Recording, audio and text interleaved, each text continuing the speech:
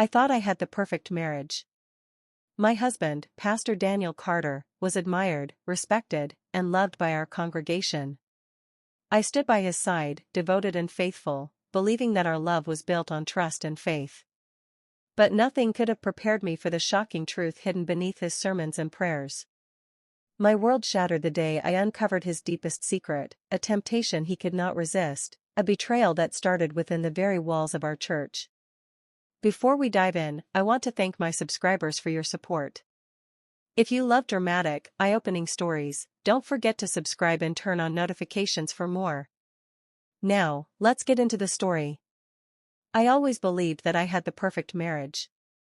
For over a decade, I stood beside my husband, Pastor Daniel Carter, as his devoted wife. I smiled at every sermon he preached, nodded in agreement when he spoke of faith and family, and supported his every decision. To the outside world, we were the perfect couple, a symbol of God's grace and love. But behind the polished image, there were cracks. I felt them long before I saw them.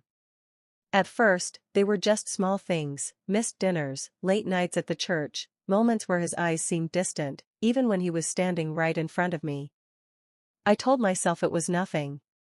He was a man of God, too busy saving souls to notice my silent cries for attention.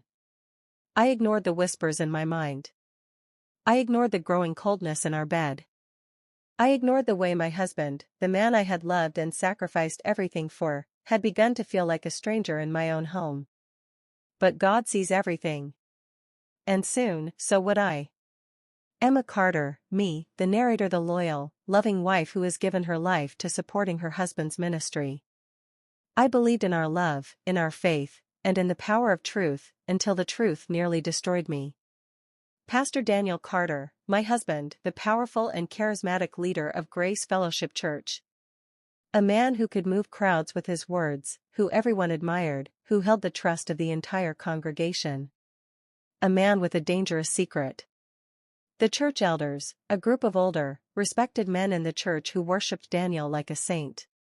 They controlled decisions, silenced rumors, and believed that the pastor could do no wrong.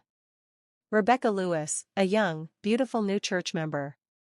Sweet, charming, and eager to serve. I never suspected that she would be the reason my world would come crashing down. It was a Sunday morning, like any other. The church was packed, the air was thick with the sound of worship, and my husband stood at the pulpit, preaching about honesty, loyalty, and the sanctity of marriage. His words were powerful. The congregation hung on to every syllable. Women admired him, men respected him, and I adored him. But then I saw her.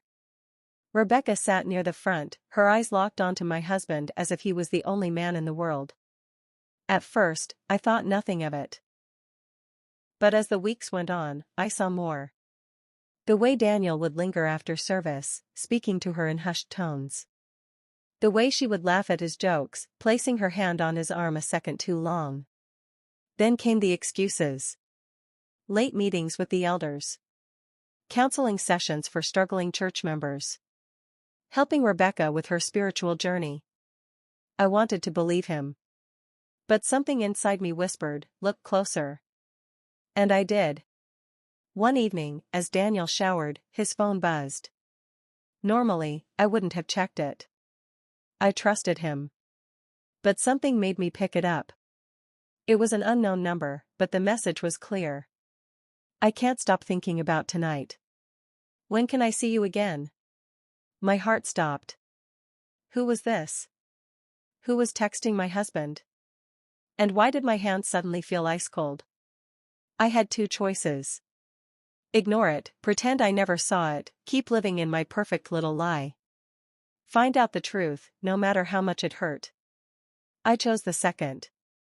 That night, as Daniel climbed into bed beside me, I stared at the ceiling, my mind racing. I had spent years believing in his faithfulness. I had sacrificed my own dreams to build his ministry. I had given him everything. And now, I was about to find out if he had thrown it all away. I just didn't know that uncovering the truth would cost me more than I ever imagined. The next morning, I stood in the kitchen, making breakfast as if everything was normal. As if I hadn't seen that text. Daniel walked in, kissed my cheek, and smiled like the devoted husband everyone believed him to be. "Morning, sweetheart," he said, his voice smooth as ever. I forced a smile. I wasn't ready to confront him yet. I needed proof. So I did what I never imagined I would, I started watching him. Over the next few weeks, I paid attention. I noticed the way his sermons grew shorter, as if he was eager to leave the pulpit. I noticed how his phone never left his hand, how he turned the screen away when I walked by. The church elders would praise him for his dedication to ministry, but I saw the truth, he was disappearing more and more. One evening, he came home late, the scent of a woman's perfume lingering on his shirt. It wasn't mine. I stayed quiet. I needed undeniable proof before I confronted a man as powerful as Daniel Carter. So I did something else I never thought I would do. I followed him. That Friday night, he told me he had a late-night counseling session with a troubled church member. I knew he was lying. I waited for him to leave. Then, I grabbed my coat and followed at a safe distance. He drove past the church. He drove past the homes of any church members I knew. And then, he pulled into the parking lot of a small motel on the edge of town. My breath caught in my throat. A few minutes later, Rebecca stepped out of a car and walked inside. And then, so did Daniel. I felt the world tilt beneath me. I wanted to burst through that door. I wanted to scream. I wanted to drag them both out and let the entire church see the real Daniel Carter. But I didn't. Because I knew something even more painful, if I confronted him now, he would find a way to twist it. He would lie. The church would believe him. I needed a way to expose him, once and for all. And I knew exactly how to do it. The next Sunday, I sat through service like nothing had happened. I clapped, I smiled, I nodded at Daniel's words. But inside, I was burning. That afternoon, I made a decision. I scheduled a meeting with the church elders. I would tell them everything. I would not be silenced. And if they tried to defend him, I had one final move that would bring my husband's kingdom crumbling to the ground. A move he would never see coming. I sat across from the church elders, my hands clenched so tightly in my lap that my nails dug into my palms. They watched me with kind, patient eyes, but I knew the truth, they would protect Daniel at all costs. "Pastor Carter has been unfaithful," I said, my voice steady but cold. A few of the men shifted in their seats. One of the older women, Sister Evelyn, frowned deeply. "Are you sure?" Elder Thompson asked, leaning forward. I let out a bitter laugh. I followed him. I saw him meet her at a motel.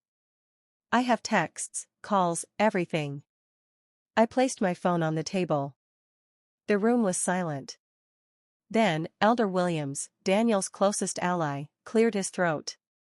"Sister Carter, you must understand, the devil often attacks our strongest leaders." I knew it. They weren't going to fight for me. They were going to protect him. I exhaled sharply and went to my final weapon. "If you won't act, I will." I reached into my bag, pulled out a hidden recorder, and pressed play. Daniel's voice filled the room, low and intimate. "You're the only one who understands me, Rebecca. If it weren't for my position, I'd leave her and be with you. Let's meet at the usual place tonight. I need you." Gasps. Shocked expressions. Even Elder Williams paled. This can't be real," one of them stammered. I met their eyes, one by one. "You wanted proof? There it is." No one could speak. Daniel Carter was about to fall. I waited until Daniel arrived home that evening. He walked in like nothing was wrong, placing his Bible on the table. Then, he saw my face. He froze. "Hannah?" His voice was cautious. I placed the recorder in front of him and pressed play. I watched as his face drained of color. "I can explain." "Explain?" I snapped. "Explain how you've been sneaking around with Rebecca? How you've been standing at that pulpit lying to me, to the congregation, to God?" His jaw clenched. She needed me, Hannah. She was struggling, Anne. I slammed my fist against the table. Stop lying. I saw you with her. I followed you. Silence. Then, his entire expression changed. Gone was the loving husband. In his place was the powerful, cunning Pastor Daniel Carter. You won't destroy me, Hannah, he said, voice cold. I smiled. He thought he still had power over me. You already destroyed yourself, I whispered. And then, I told him exactly what I had done. The elders knew. The church would know soon enough. His kingdom was crumbling. Sunday morning came. I arrived late, slipping into the back of the church as whispers filled the air. Daniel stood at the pulpit, his usual confidence gone. His hands gripped the podium as he tried to maintain control. I have always been a man of faith, he began, voice shaking. But I am also a man who has struggled. The devil tempts us all. Lies. The congregation murmured. Some believed him. Others did not. Then, Sister Evelyn stood up. We are called to hold our leaders accountable, she said loudly. You did not just sin, Pastor Carter. You betrayed us all. You betrayed your own wife. The room fell into chaos. Daniel lost control. And I? I stood up, lifted my chin, and walked out. I was free. The days after the confrontation were a storm. The church divided. Some members refused to believe it. They called me bitter, a woman trying to destroy her husband out of spite. But others? They saw the truth. Whispers filled the hallways. Sister Evelyn and a few other elders demanded Daniel step down. Others, like Elder Williams, fought to keep him in power. This is an attack from the enemy, Williams insisted. Pastor Carter is a man of God. Sister Evelyn didn't waver. A man of God does not live a lie. The church split into sides. Some called for Daniel's removal. Others said we should forgive and move forward. And Daniel? He acted like a man under siege. He prayed louder in service. He quoted scripture about forgiveness and redemption. He used the pulpit to paint himself as a suffering servant. But behind closed doors? He was furious. One night, he stormed into our home, throwing his jacket onto the floor. Do you see what you've done? He growled. I met his eyes, calm. I exposed what you did. That's not the same thing. His jaw clenched. They're turning on me. On us. I almost laughed. There is no us, Daniel. There hasn't been for a long time. His face twisted, but before he could say another word, his phone rang. Rebecca. I raised an eyebrow. He declined the call and stormed into the other room. He was crumbling. A week later, the final blow came. One of the younger church members, a girl named Leah, came forward. She, too, had been involved with Daniel. She was only 19. The church erupted in chaos. The elders had no choice. Daniel was removed as pastor. He tried to fight it. He tried to play the victim. But the truth was out. His reputation was ruined. The night before he was officially removed, Daniel came to me one last time. Hannah, he said, voice desperate. Please. You don't have to do this. We can fix this. I stared at him. There is nothing to fix. His hands trembled. I'll change. I tilted my head. Like you did all the other times? Silence. Then, his face hardened. You'll regret this. I smiled. No, Daniel. You will. And then, I walked away. For good. Daniel lost everything. After the truth about Leah came out, the elders had no choice but to strip him of his title. The man who once stood at the pulpit, commanding the congregation, was now just another fallen preacher. The church changed overnight. Some of his most loyal followers left with him, refusing to accept the truth. But most stayed. The sanctuary that once echoed with his voice now felt lighter, cleaner. And me? I could breathe again. For the first time in years, I didn't wake up to lies and manipulation. I didn't have to pretend. But Daniel? He refused to go quietly. He tried to take his followers with him, hosting private Bible studies in his home, claiming he was the victim of a spiritual attack. He was set up, some said. This is the work of the devil. The denial was pathetic. But the worst part? Rebecca stayed by his side. After everything, she still clung to him, as if her loyalty could erase what he did. She's as much a fool as I was, I told Sister Evelyn one evening. Evelyn smirked. No, dear. You were blinded by love. She's blinded by delusion. One evening, Daniel showed up at my doorstep. Can we talk? He asked. I crossed my arms. What is there left to say? I just need you to understand, he pleaded. I never meant to hurt you. I let out a bitter laugh. You didn't just hurt me, Daniel. You destroyed everything. He ran a hand through his hair, looking lost. I don't know who I am without the church, he admitted. For a brief moment, I saw the man I once loved. But then I remembered. I remembered the lies. The betrayal. The years I spent crying alone in bed while he chased his desires. And I felt nothing. You'll figure it out, I said coldly. But not with me. And then I shut the door in his face. Daniel faded into the background. The last I heard, he was trying to start a new ministry online, desperate to reclaim his influence. But no one was listening anymore. And me? I found peace. For the first time in years, I lived without fear, without doubt, without betrayal. And I never looked back. Then. 1 year. 365 days later since I walked out of the church, out of that suffocating life, and out of Daniel's shadow. Some days, it still feels like a dream, like I could wake up and find myself trapped in that world again. But then I step outside, breathe in the fresh air, and remind myself, I am free. After everything that happened, I left town. Not immediately, though.